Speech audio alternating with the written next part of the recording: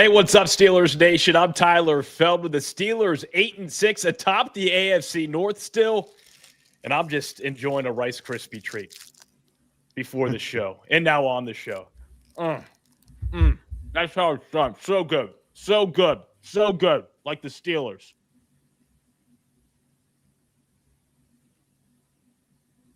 I guess I'm doing good too. It's been, sorry. I guess I was thrown off because we aren't doing our normal switch around, but no, yeah, we're doing really good here, Tyler. I think that it's going to be an interesting week to see how the Steelers play against a team that's going to be really loaded on the other side of the ball, despite being the same record as the Steelers. And I'm going to be very frank. If there's one person on this earth that doesn't stress me out, it's Christopher Carter. Wave those terrible towels. It's the Steelers Squad. Everything Pittsburgh Steelers every week. Breaking down all the big hits and game-changing plays from the Steel City. The way only the Locked On Podcast Network can. From the steel curtain to the next generation, the Steelers Squad Show starts now. Yes, it does. This is the Steelers Squad Show, part of the Locked On Podcast Network, now the #1 sports podcast network. Tonight's episode is brought to you by FanDuel. If you want to be right in the middle of the action this season, visit FanDuel.com and place your NFL live bets all season long. Again, I'm your host, Tyler Feldman. Just finished up my Rice Krispie treat. It seemed like Christopher Carter was just in a daze watching me enjoy a Rice Krispie. It tends to happen often when people on the other side of the table watch me munch down on one of my favorite all-time snacks. And, hey, the Steelers snacked on the Dolphins on Monday night. Christopher Carter, host of the Locked On Steelers Daily Podcast. He was there also as a reporter for the Pittsburgh Post-Gazette. And then also on the show tonight, Double B, Ben Bobick.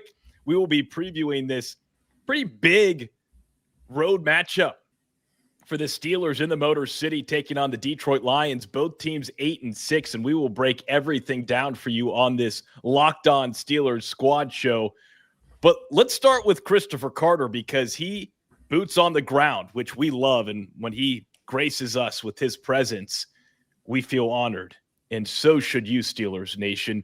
Chris, what is the latest this week with injuries, getting healthier? It seems like still banked up a little bit. We got a new running back in the room as well. What are your big takeaways from what was a long week and now a short week for the Steelers?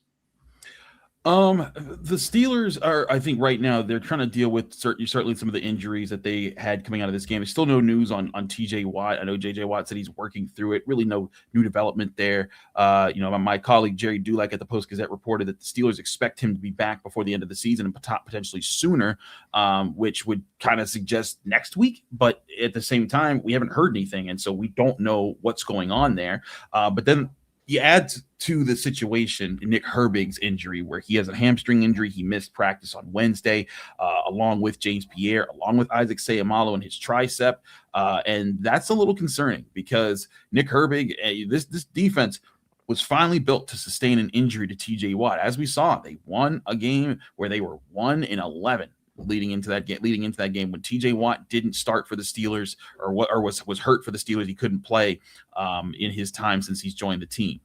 So they had it there. But now the guy that's filling well for him, Nick Herbig, he is dealing with an injury. And so there's some questions. Will he be available? They did get some good news. Derek Harmon's back.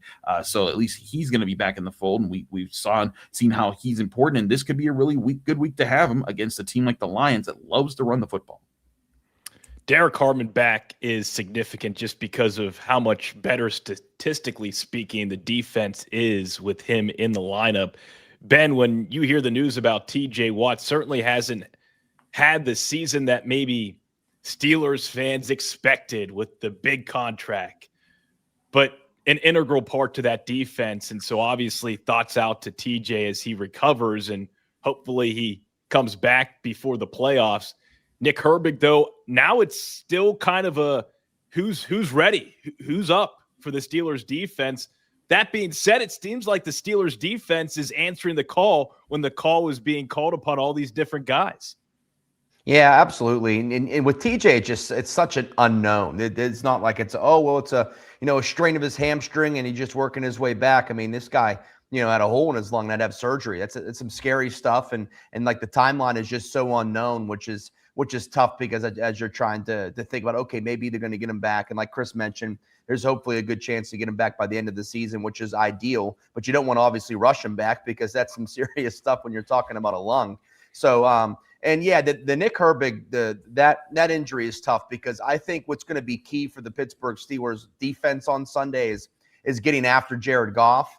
I think he's definitely a little bit less mobile. Obviously, he is less mobile than even Tua and then obviously Lamar Jackson. And so I think what's key to get him uncomfortable is getting the pressure on him. So you want to have all your pass rushers available to you.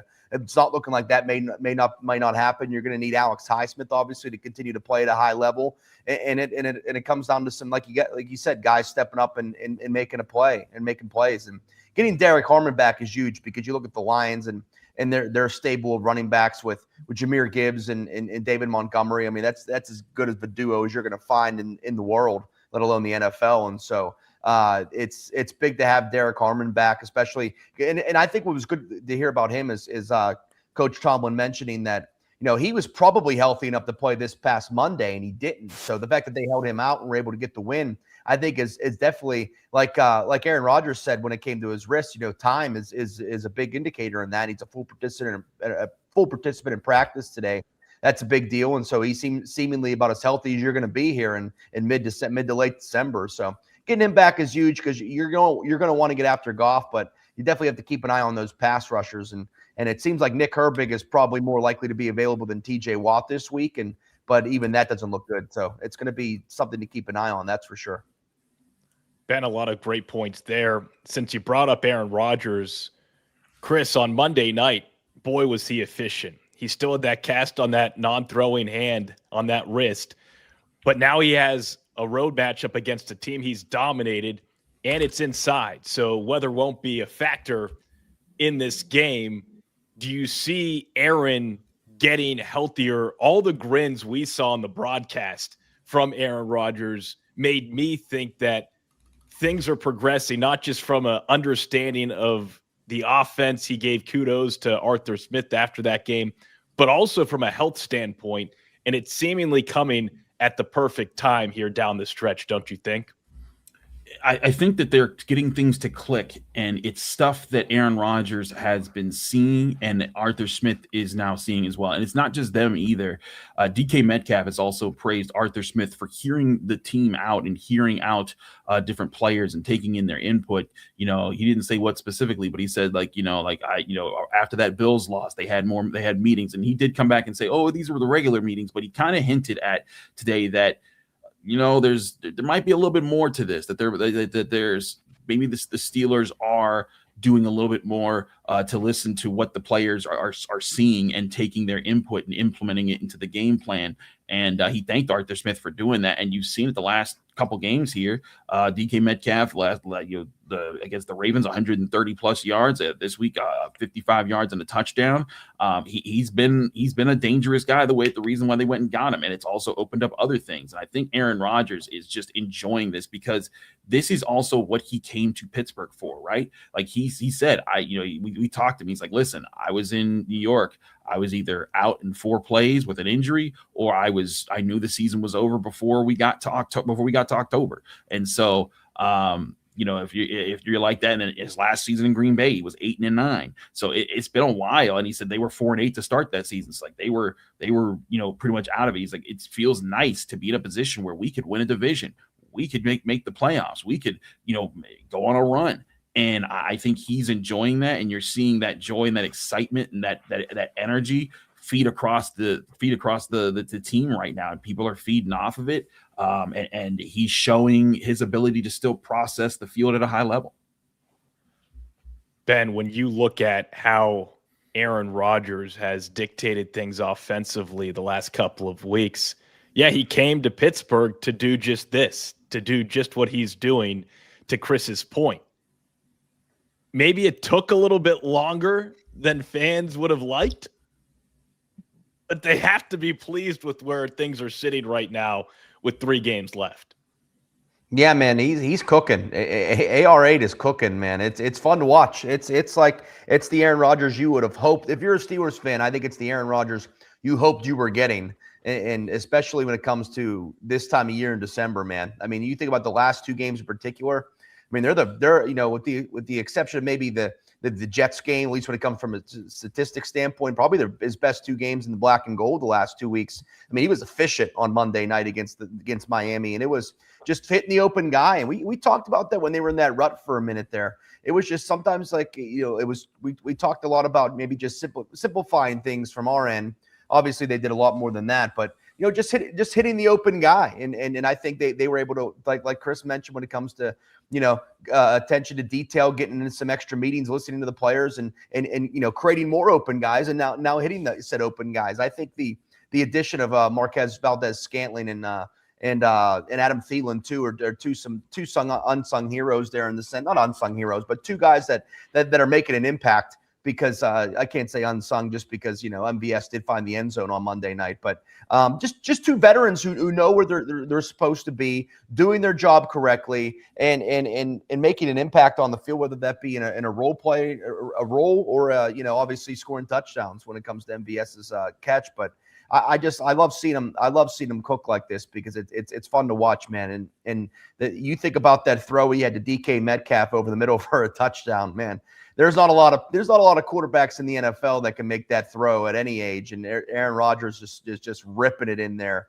He said that's a Paul Skeens fastball over the middle, and DK Metcalf coming down with it, man. That's vintage Aaron Rodgers, and it's good to see. And like Chris mentioned too, man, he's having fun, and you could tell he is. I love the clip of him talking trash to the Dolphins sidelines when he ran out of bounds over there. It's stuff like that. He's feeling it because when he's talking a little trash, because he knows he has the team to back him up, and his play is certainly backing it up as well.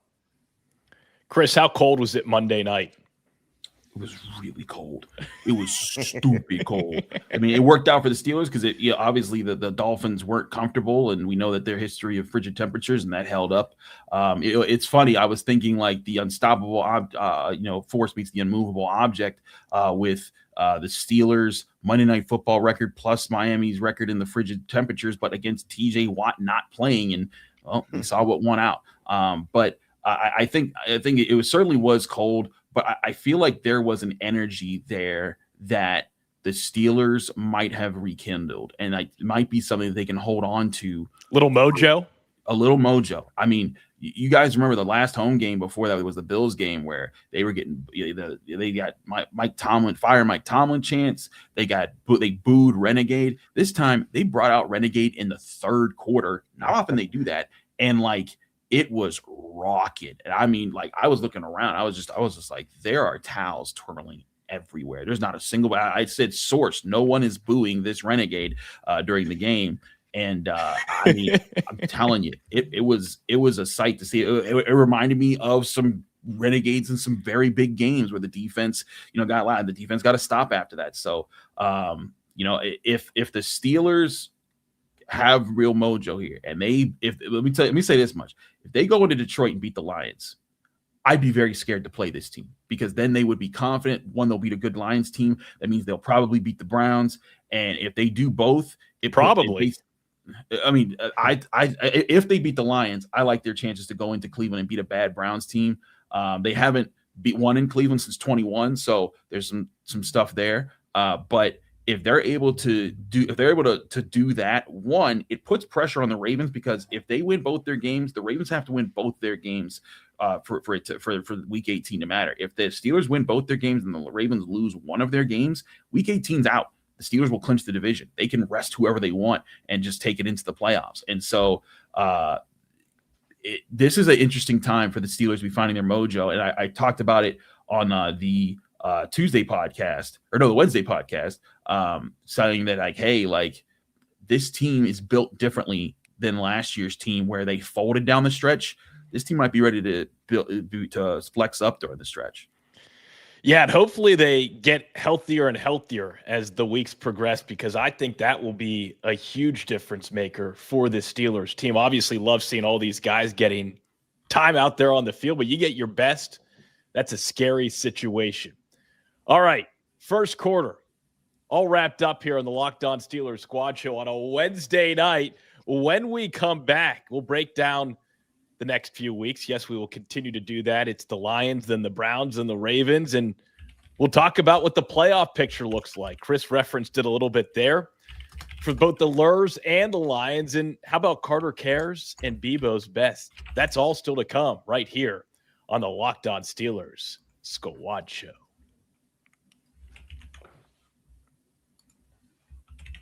Ever feel like your money simply disappears every month? It happens fast. A few subscriptions here, a few there, an impulse buy there, and suddenly the numbers in your bank account don't match the numbers in your head.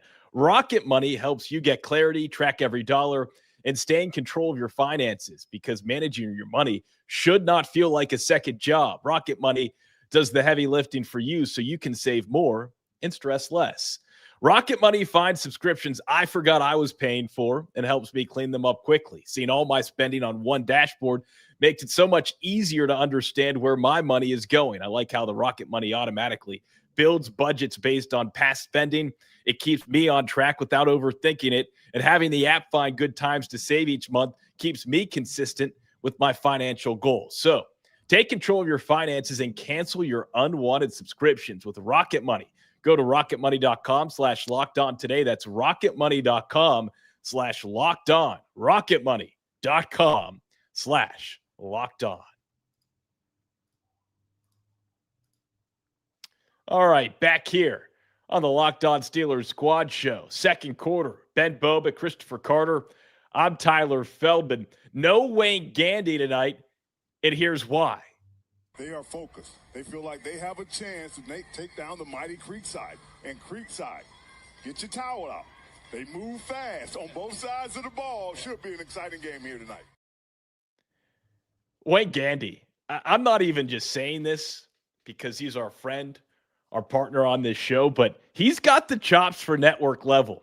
Down there in the state of Georgia calling some high school football, so wishing him all the best during this fun stretch for Wayne Gandy. He was back in Pittsburgh to celebrate his guy, Joey Porter, as well as Ben Roethlisberger and Marquise Pouncey for the Hall of Honor on Sunday. Then he had to skid right back to Atlanta to call some high school football. But he's got some chops. He has got a really nice voice, good command, understanding of the game. So Wayne will be back after the game on Sunday to talk about that Lions-Steelers matchup, which we will talk about more here right now, starting with the playoff picture.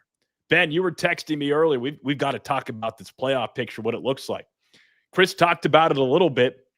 We can break down all the situations, but Chris said it plainly right there. Steelers win their next two. Ravens lose one of their next two. And that Week 18 matchup doesn't matter, and you could rest guys.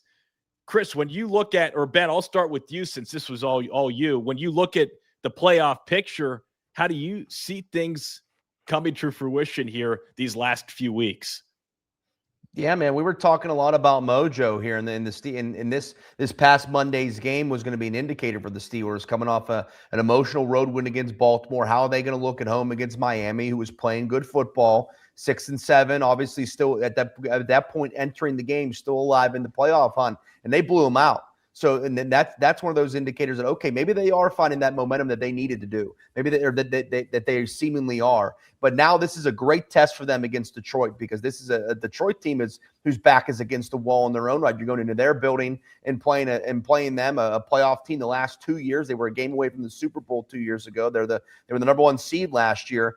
But it's certainly one of those situations where you look on the other side of the coin at Baltimore.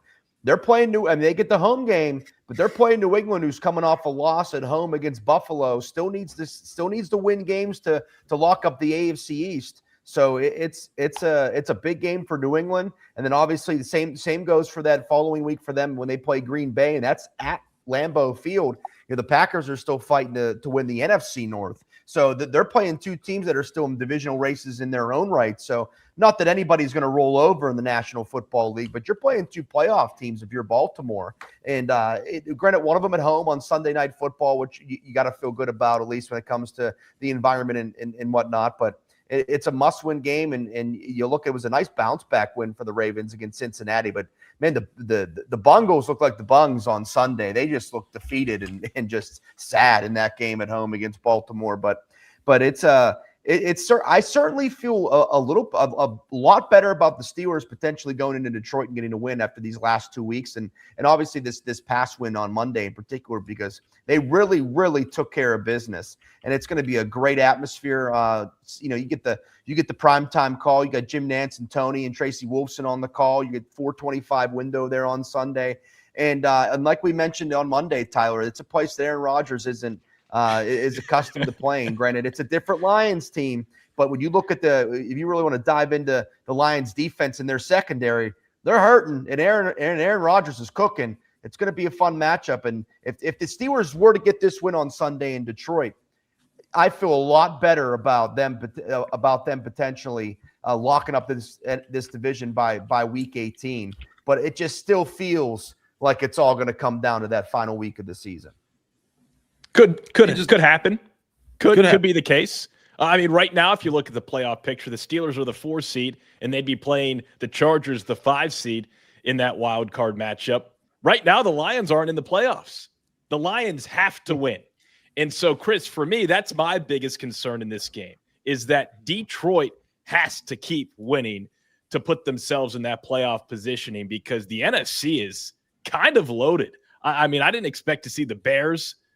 Packers are having a great season. Bucks have kind of faltered a little bit. Niners are always there. Seahawks have been really good. And then the Rams. I mean, this is I have no idea what's going to happen. I couldn't tell you who's going to win the Super Bowl right now. There's no clear cut. And that's why I love the NFL this season. Chris, does the Lions needing this win so badly make it a harder game for the Steelers? I mean, sure, yeah. I mean, you get a desperate team, and again, they're a talented team. Like they're not some bums that are 8-6. Like they've gone through their fair share of injuries. They've dealt with some things, but like Jahmyr Gibbs is playing out of his mind. Amon-Ra St. Brown, Jameson Williams, we figured Isaac Tesla has been really good. Their defensive front has found some. Aiden Hutchinson's just been insane. If it wasn't for Myles Garrett, I think there'd be a lot more noise about him this year. But looking across the board, like the Lions have a roster, but to your point, that secondary is hurting and it's kind of leaky. And Brian Branch is brought on injured reserve. That could be your area if you're the Steelers, where you find some solace and you say, like, that's where we're going to attack. That's what we need to exploit. But for the Lions, they have the same thing. It's expected to be Dylan Cook again. So guess what? That's who's going to get Aiden Hutchinson probably about 25 to 30 times. I mean, how often do you expect that to go well for the Steelers? At the same time, Nick Herbig, TJ Watt, we don't know if it doesn't look like Watt's going to be back in time for this game. We don't know about Nick Herbig with his hamstring. And you're up against this rushing offense. This is the number 1 scoring offense in the NFL. Yes, they're 8-6. Yes, they've stumbled a lot this year, but this is a desperate team that's really talented, and they're in their own house. This is a back against the wall moment. I mean, if they lose this game, you're the Lions, and you lose this game, you fall to 8-7. You have coming up after this. You still have to play the Bears once in Chicago. You also have the Vikings, but the Vikings have beaten them this year. So you put yourself in a position where your best record can be 10-7 in a conference where right now the 60 has 10 wins. So if you're fighting for in the Packers, look at the rest of their way. They get the Bears this week. That's going to be an interesting one. But then they get the Ravens, another interesting one. But of course, you're the Steelers. You want that to go in the Packers' favor, and then they get to finish at the Vikings. And so, do you feel like you're gonna? And also another thing to remember, they have a tie, so they can get above the Lions, and they swept the Lions. So. The Lions are desperate this year. They need to come out on top. They need to have a strong, not just a win, a strong win that I think gets them going. But they'll also need some help down the stretch. The Lions 5-2 at Ford Field this season. The Steelers just 3-3 on the road. It's also the last home game for Detroit this season, so a little bit more oomph knowing that this is the last time their fans will get a chance to see it. Senior night in the NFL. Ford Field. And Ben probably remembers covering one of those seniors, Jahmyr Gibbs. You talked about it a little bit ago, but how does this rush defense for the Steelers stop that guy, Ben?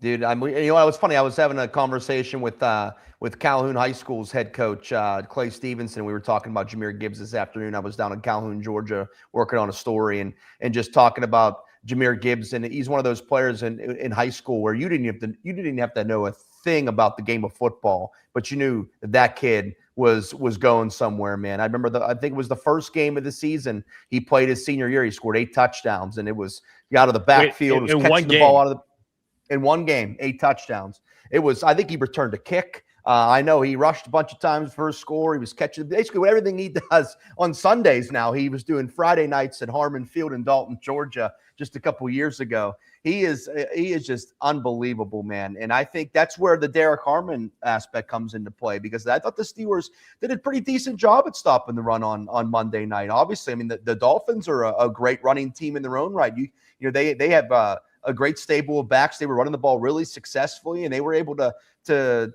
bottle it up. And I think that's what ultimately led to their success, particularly on defense. And so I think that's the Steelers are going to do something similar. And I think that's where Derek Harmon being in there helps out big time. But I think what also is going to be big on Sunday for the Steelers defense, especially with Jahmyr Gibbs and the way he's so elusive, especially out of the backfield. They love to get him the ball in space, whether that be running the ball or in the passing game. You got to be able to tackle well. You got to be able to tackle well in space, and if you can't, just hold on for dear life, because I think that's what's going to be key against a guy like him, where he's going to make a guy or two miss. You got to get hats to the football, and you got to tackle well and hold on for as long as you can if you can't bring him down, because if he starts having his way and making guys miss, he's quick, he's elusive, he's everything you want in a running back at this stage of the game, man. He is that dang good.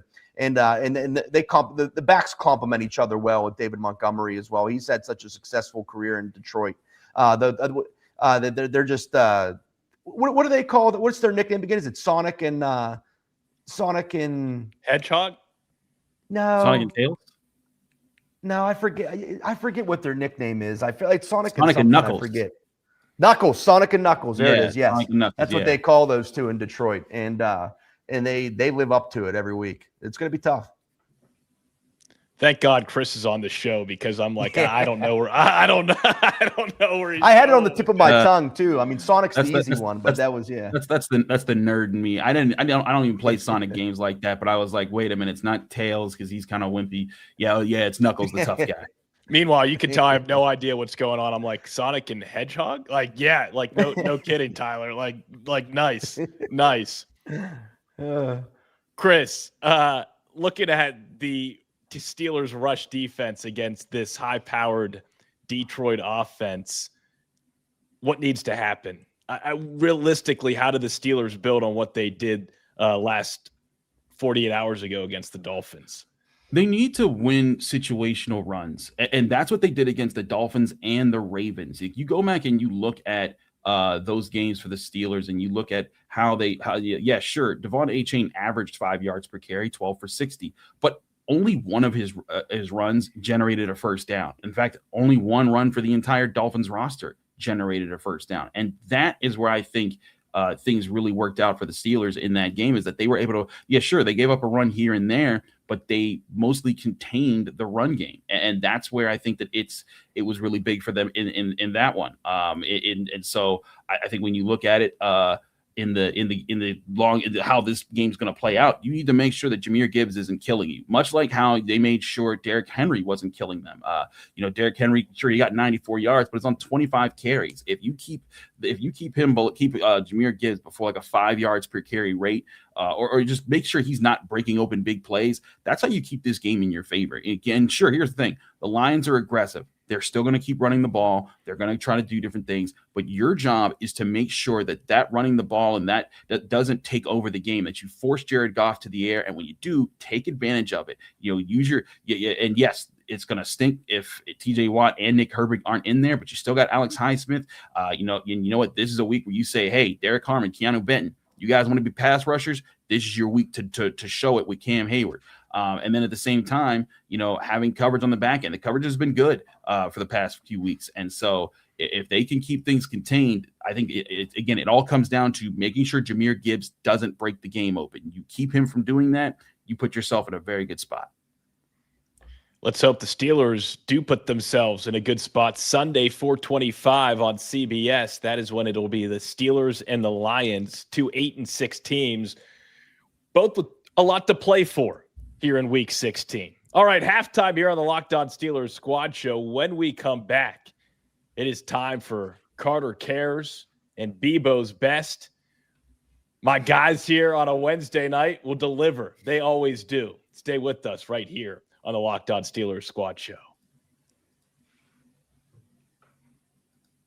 NFL Sundays move fast. Do they ever? One big play, and suddenly everything feels different.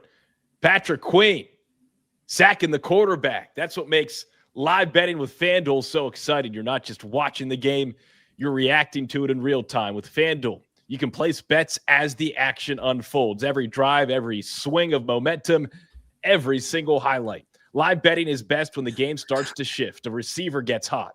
A defense tightens up. Or the momentum flips after a turnover. FanDuel lets you jump into the moment. Live spreads and money lines adjust instantly. Player props update as guys heat up. And you can bet next touchdown scores, drive results, totals, and more. It keeps you locked into every snap, every drive, every possibility. So if you want to be right in the middle of the action this season, visit FanDuel.com and place your live NFL bets all season long. That's FanDuel.com. And the game moves fast, and so can you. Second half, third quarter here on the Locked On Steelers Squad Show. Ben Boba, Christopher Carter. I'm Tyler Feldman. So glad you're spending your Wednesday night with us as you have all season. We appreciate you. Like and subscribe if you like this show or if you like Christopher Carter's Locked On Daily podcast. You better like that one. 30 minutes, 5 days a week. That's 150 minutes well spent if you do a little simple math. Make some time, and we appreciate it. All right. Speaking of time, it's time now for Carter Cares and Bibo's Best. We will start with double C and then go to double B. Carter Cares, Christopher, what are you caring about this week? I'm going to care about something that I thought I saw really cool this weekend is what I said earlier, the return of Renegade and how quickly the fans were willing to buy back into it. And I talked about this earlier when people, I think this was my first Carter Cares when I was like, people who say they should retire Renegade, get out of here. Like that's the whole point. And this is the perfect example, the complete, flip of what it was. It was a disaster when they played Renegade against the Bills. Like everyone was like, who cares? We're losing. This is terrible. We're mad. Why would you play this right now? We don't want to hear it. But when they played that game, that thing, I mean, it was rocking. And I've been in the stadium for some crazy Renegades. I've when they're playing the Ravens and it's down to the wire and you're just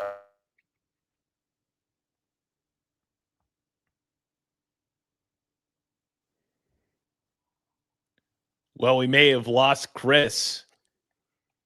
That's what happens when you speak about Renegade. Just so much energy gets sapped out of you that it saps he will be back shortly. I think the Renegade talk, it jolted the system. And this is what happens because we have Wild Weave saying Carter was asking Tomlin the tough questions this week. And Ben, I don't know if you saw that video clip, but it's every week now. Chris really wants to break down the X's and O's. And Coach T just wants to get up there and do his service of speaking with the media, answering questions. I'm not sure he has enough time to actually break down what Chris is asking in those moments. We'll have to wait for Chris to come back on. That cracks me up.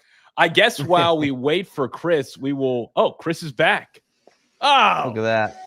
I mean, someone cue Renegade. Someone cue Renegade for this comeback from Christopher Carter. I don't know when exactly you zapped out there, Chris, but if you wanted to kind of remember where you were at and the importance of Renegade this time around, how loud it was, we'll let you go right back into it.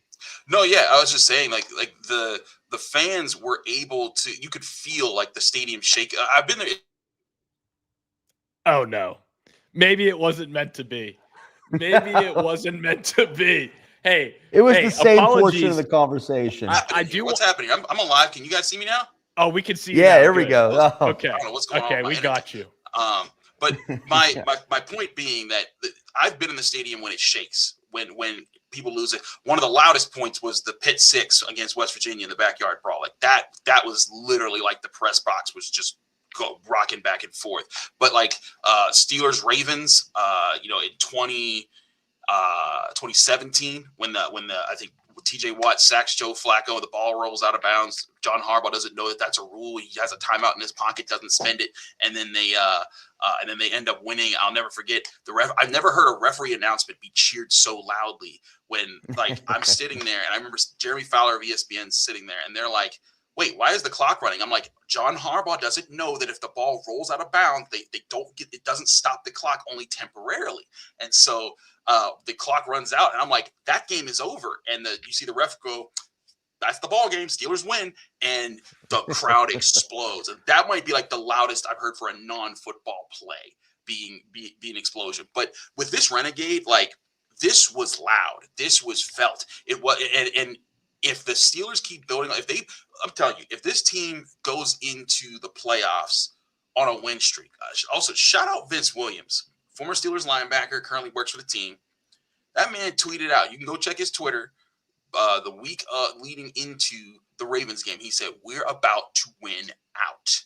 And if this team wins out going into a home playoff game and they get anybody coming to town and that game's a football contest in the second half and they play Renegade, this town might lose it. And so I think there's something there. So Carter cares. I'm going back to my first ever Carter's cares and saying Carter cares that Renegade flipped upside down and was back and better. And it just goes to show you, don't try to kill it, because when it's working, it's phenomenal.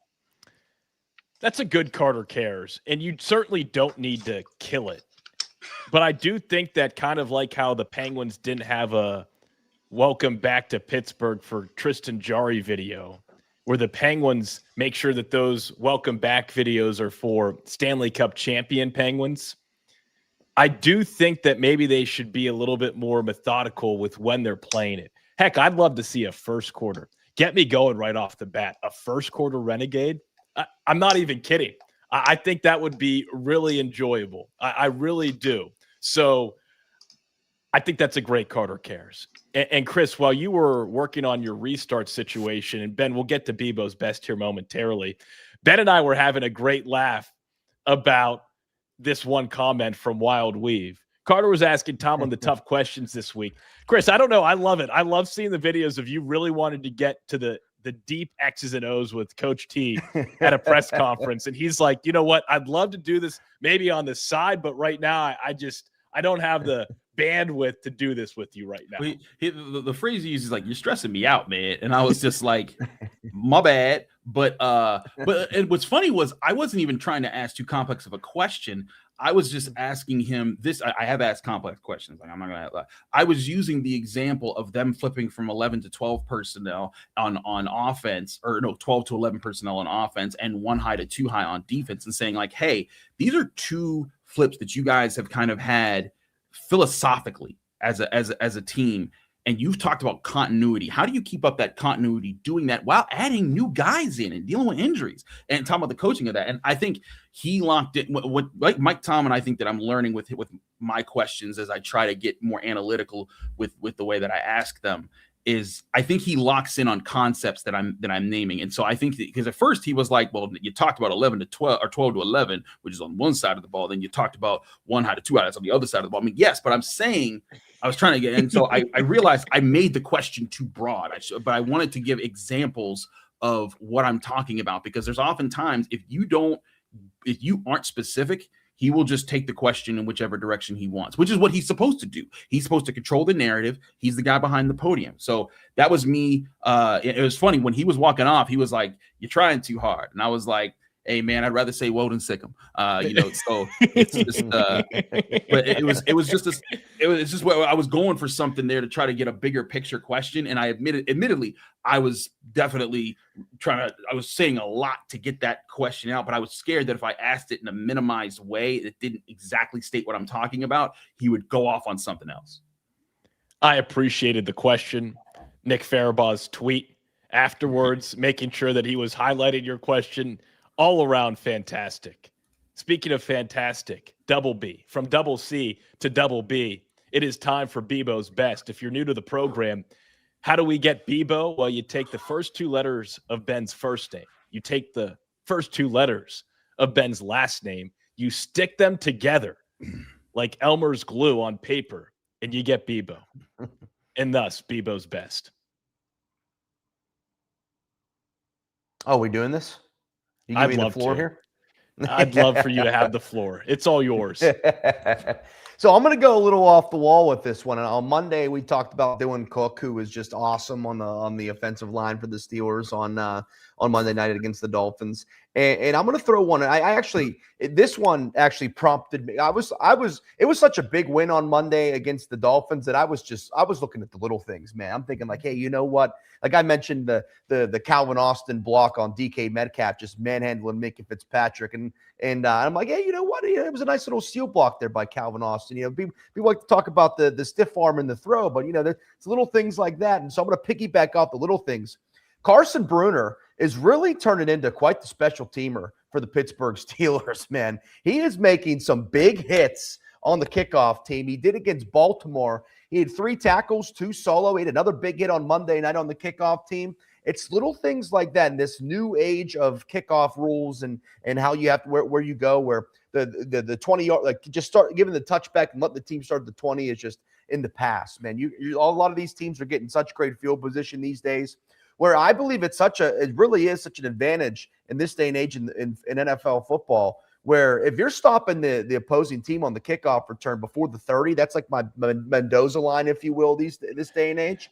And it's pretty dang good. And Carson Bruner's coming down and laying the boom on the kickoff return, and I think it's awesome because that's a guy you drafted later in the draft in the spring. He's obviously the son of Steelers tight end Mark Bruner, so you get the legacy there. The Steelers aren't afraid to go with the legacy pick, but that's how you earn your way on the field, though, as well. I mean, I think a lot of people forget, too, James Harrison was a menace in the special teams before he ever became the Defensive Player of the Year for the Pittsburgh Steelers, man. He was a special teams menace, if you will, in that Super Bowl 40 team. And so I'm not saying Carson Bruner is going to be the next James Harrison, but you got to love what you see, a guy like that on special teams, kicking butt, making the most of his opportunities, and those opportunities could lead to more, especially when you take into account how banged up the Steelers' defense is. So Bibo's best is a Bruner's best this week. Love it. Putting the special into special teams right now for the Pittsburgh Steelers. Chris, how would you evaluate special teams? Even Skoranek Monday night with that nice touch on that punt late in that ball game. I mean, there's just a lot of active guys. It goes back to the mojo. Something finally felt different Monday night, Chris, and that is what I'm looking forward to. We talked a lot about Dylan Cook after the game. What's the deal with the offensive line health-wise? We haven't really touched on that. And then after seeing what Cook was able to do, a big test here against a really talented Lions defense. Yeah. Sorry. Excuse me. I get choked up. Ben talks too about the special teams. Right. So on the special teams part, Carson Bruner has been doing this for a bit now. I've noted it, like he's at the point of attack. He's breaking through, and he's doing it by keeping to his assignment, which Danny Smith loves. And I feel like I should be chewing some double bubble gum as I'm saying this and yelling, "Go, go, go!" because that's what he does all the time. But you're right. Special teams has been shot, and like this is what Danny Smith I think does so well. He gets guys to lock in on their assignments. They do a good job, and like if that leads into other things, Ben Skoranek being right on the punt, like you said, just tapping it in there. Corliss Waitman, with a good punt there. He's had some up and down games, but him delivering there, and I think there's some good stuff there, and it's another reason why Danny Smith's a revered special teams coach. But when it comes to the O-line, this is a serious situation. I mean, Dylan Cook deserves praise. 30 snaps again in the past, 0 pressures, and believe me, the Dolphins were sending heat his side, and some of it wasn't him being overly dominant. It was just simply him being in position and using his hands to counter what teams are doing. And like one time at one point, the Dolphins sent 2 blitzers on his side and trying to confuse him. And what did he do? He passed one off to Isaac Seumalo and took the other one on. And he didn't dominate anybody, but doing that simply, not letting a guy go free either way, That's huge. And so he gets points for that. But the Lions, this is where it's going to not just be about scheme, it's also going to be about talent that you're going to be facing. And that's where it could be really tough against an Aiden Hutchinson. So he had a good first start. Let's see how he keeps building on it. We talked to him as well on Wednesday. He seems like, confident in what he's been able to do, but he knows this is a big test coming up this week. But kudos to the offensive line for not faltering despite the injuries. I mean, they're down to their fourth offensive tackle. Remember, it was supposed to be Broderick Jones, Andres Pete, then Calvin Anderson. Pete in the protocol, Anderson gets a serious injury, and now you're down to a fourth left tackle. If you had told me that at the start of the season, I said, good luck. But this team is battling through, and now Isaac Seumalo also hurt, but they're still rumbling through. I think it's a credit. A lot of people wanted Pat Meyer's job after last season. And I think it's a credit to him that this O-line, they're also, if you look at I saw a combined metric of pass protection ratings between ESPN, Pro Football Focus, and Sports Information Systems. And between those three, the Steelers have the third best pass protection rate of any offensive line in the NFL. Wow. That's pretty sensational and a little bit surprising, but I'll take it. And Rodgers looks a little bit agile back there. He's not a statue. He's not like late Big Ben where he's a statue. He's moving around the pocket a bit, which also helps. Speaking of help, you all watching and with us right now on YouTube during this live Locked On Steelers squad show, help us out. Tell us who's going to win. We'll have our way too early predictions for this matchup Sunday, 4:25 Eastern, between the Lions and the Steelers. That's next right here on the Steelers Squad Show.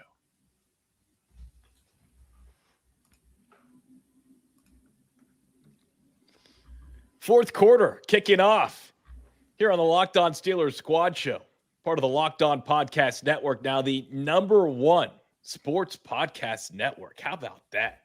Happy to be with you here on a Wednesday night. Christopher Carter, Ben Bobick, I'm Tyler Feldman. It is the Steelers visiting the Lions Sunday, 4:25 Eastern. Jim Nantz and Company on CBS. Hello, friends. Lions favored by a touchdown. Over-under currently is 51.5. Boy, that seems like a little disrespectful, Chris.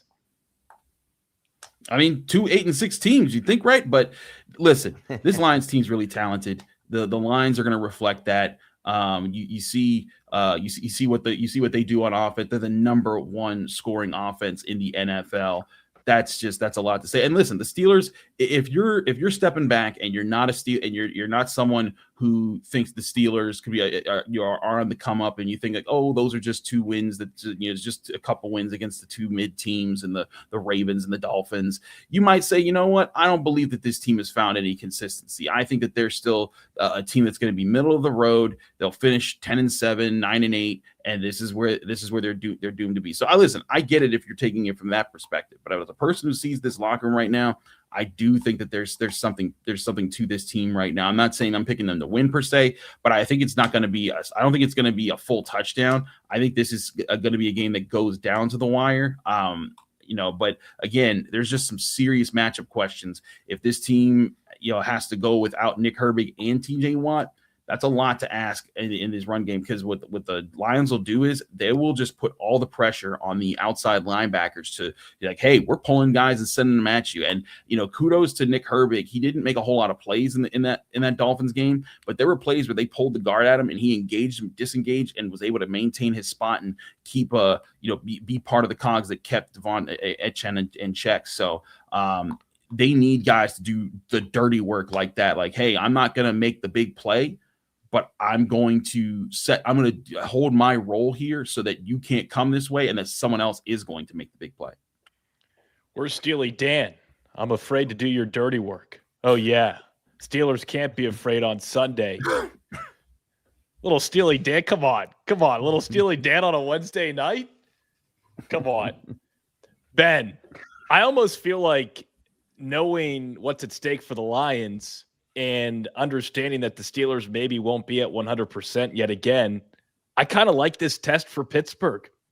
I think this is a perfect time to have this kind of game before you finish up with 2 divisional matchups. Yeah, it absolutely is, especially when you consider the Steelers' positioning, man. That they could completely look. It just basically you like it because not that there's not any consequences to losing, but everything's still in front of them, and they still control their own destiny with a loss against Detroit. So I think you take that into account. That's something you hold you think about, but also on the flip side of that coin, if you go in there and get a win, you get the mojo. We're talking a lot about mojo. That mojo just continues. That confidence keeps rolling. And then you really put the pressure on Baltimore on Sunday night to beat New England. And it comes to, and then especially if they were to win, then obviously you take into account the scenarios and say, Baltimore does win. Well, it puts the pressure on them next week as well. And it just, there's so many dominoes to fall when it comes to winning. But I just think the way that the Steelers are playing right now, it's seemingly like they're getting better at the right time. I mean, I think the offense started a little slow on Monday night, but once they got it going, man, they were cooking. I mean, it was a little bit of everything. It was everybody getting involved too, which you love to see. Kenneth Gainwell was obviously sensational again. We talked about Pat Freiermuth on Monday. I think he could come into play on Sunday again. He was pretty solid. Darnell Washington back in the ball game. DK Metcalf doing his thing. MVS getting a touchdown. It was a little bit of everything. I mean, Jonnu Smith is a running back now. I mean, it's fun. It's fun to watch. It's when they're operating like that, it's fun. And I think what's great is it just seems like the offense is getting more creative. They're getting more. They're evolving the right way. They're taking what the defense gives them, and they're evolving in the ways that they need to be successful. And that's certainly been the case the last 2 weeks. And we'll see it because, I mean, this Detroit secondary is beat up. I mean, three of their best DBs are out, man. And you get Aaron Rodgers coming in there playing some good football in December, who seemingly revived, knowing that feeling that he's playing meaningful football in the month of December, I think is great. And so I think it's going to be a great matchup. It's a great test for the Steelers. And if they could go in there and play some good football and win this football game, then like Chris mentioned, look out, because you go to Cleveland and play them, and we may just see ourselves in a Week 18 resting period. But don't want to get ahead of ourselves. It's going to be a fun matchup on Sunday. Yes, it will be. Chris, what's your key to victory for the Steelers? I think the big thing is here, you got to stuff the run some more. You look at this team, you got to take away Jahmyr Gibbs. You have to be able to make this, as I said before, when you're talking about this Lions team, they have Amon-Ra St. Brown. Jameson Williams is fast. Tesla's dangerous. Jared Goff's a good quarterback. They have the ability to hurt you through the air. But if you're the Steelers, you got to live up to your creed. Stop the run. If you're able to take away Jahmyr Gibbs, and again, doesn't mean limiting him to 20 yards, but keep him from averaging 5.5 yards per carry. If you keep him around that, if you even keep him in between that 4 to 5 range, and he only gets 20 or so carries, then he's not controlling the game most likely, unless he's a lot of those are just big plays in the moments. But I think the Steelers have done a good job in the past couple of weeks understanding how to do that. They didn't do that well against the Bills, and I think that turned into them needing to turn some things around. And I think that they might have. I mean, because here's the other thing: the Ravens and the Dolphins, they're also top rushing teams. And that's the thing about this, is that the Steelers have faced this. This will, by the way, I believe this will be the 8th top 10 rushing offense the Steelers have faced this year. When you look at it. So they've been battle tested by some of these really high end rushing attacks, and they've lost out, but they've also won out. I think this will be interesting to see which way this one goes. But to me, the biggest key is stop Jahmyr Gibbs. Don't let him beat you. Chris says stuff the run. Ben, what's your biggest key for the Steelers on Sunday in the Motor City? To piggyback off that, stopping the run, and you're excited. You were so excited there. And you got to get off. You got to get after Jared Goff, man. That dude, you want to talk about a statue back there. When you make him uncomfortable, he makes mistakes. And if you're turning Detroit over, that's how you're. That's a big key to victory, because I think if they can get after Jared Goff and make him uncomfortable, he's not like the quarterback they faced the last couple of weeks, because even Tua can move around a little bit, and obviously Lamar Jackson is who he is. So I think if they are able to stop the run and able to get after Jared Goff, that's going to be a big big factor. And I know they're hurting in that department. So that's something to keep an eye on. But I mean, I think about even on Sunday, man, Cam Hayward was bull rushing. I mean, Cam Hayward got a sack on Sunday. He was getting himself in the backfield, making Tua uncomfortable. They could get in a situation like that, at least when it comes to defensively, where they can make Jared Goff uncomfortable, get after him. And that could be big when it comes to not even just sacks, but even forcing him into some mistakes. That would be huge. And I think just the offense needs to I feel like they've done a really good job at doing what the defense is giving them, and then executing. Now, you hear executing a lot when it comes to the football, and it's a cliche term, but I feel like that's what's been the big success with the Steelers is they've been taking what the defense is giving them, and they're making the most of those opportunities. Like you think about what Baltimore wanted to do with them. Well, the way they were playing them defensively, they were daring the Steelers to take some shots down the field. The Steelers did, and they made them pay for it. And you think about the Dolphins as well. They utilized the middle of the field a lot this past Monday night, man. You had Pat Freiermuth who had a nice big play over the middle. They had a touchdown over the middle to DK Metcalf as well. And so I think you think about Detroit in their banged up secondary, I think Aaron Rodgers can continue to feast. And if their offensive line is able to hold up, continue to feed your best players the ball. And a lot of the times it's Jaylen Warren and Kenneth Gainwell, whether that's running the football or out of the backfield. Kenny G is really picking up some steam, man. And he's a guy that I want to see get the football a lot, because good things happen. We've been seeing it a lot. And so we'll see if we could see it on Sunday as well. Quickly, before we wrap up tonight's Lions-Steelers preview edition of the Locked On Steelers Squad Show. Way too early predictions. Chris, what do we got? I got Lions 27-24. You have the Lions winning. Okay. Yeah. Mm-hmm. Ben, how you feeling? Last time the Steelers lost to Detroit was the infamous coin flip game in the Thanksgiving, the bus. And the guy that led Detroit to victory was a fellow Steel Valley grad in Charlie Batch, who led the Detroit Lions to victory over the Pittsburgh Steelers, his hometown team, and a franchise he was able to win 2 Super Bowls. I have to ride with my fellow Ironman and let him still be the last quarterback of the Detroit Lions to beat Pittsburgh, at least for another year. So give me the Steelers on Sunday. I like this mojo we're talking about. I think they're finding momentum, and I think they're going to make the necessary plays when they need to. And I have the Steelers winning this one 31-27. The mojo is rising for the mojo Pittsburgh in Steelers. Mojo in Motown. In Motown. That's the headline. I'm going Steelers. I really am. And I'm not just – I think the confidence built on the last 2 weeks, it's not going to flush down the drain in Detroit. I know it's a road game. It's the last home game for the Lions. They've got something to play for. They've got to win. But, boy, wouldn't it be nice to see the Steelers say, hey, maybe the playoffs aren't in your future this season, Detroit. I like the Steelers 29-24. I know that didn't sound all that confident. 29-24 is what I'm going with. Gentlemen, any more final thoughts before we wrap up the show here tonight? The floor is yours. Just, I'm picking the Lions to win. I would not be shocked if the Steelers win this game. The way that they're playing. Here you go. He's turning around. We picked the Steelers.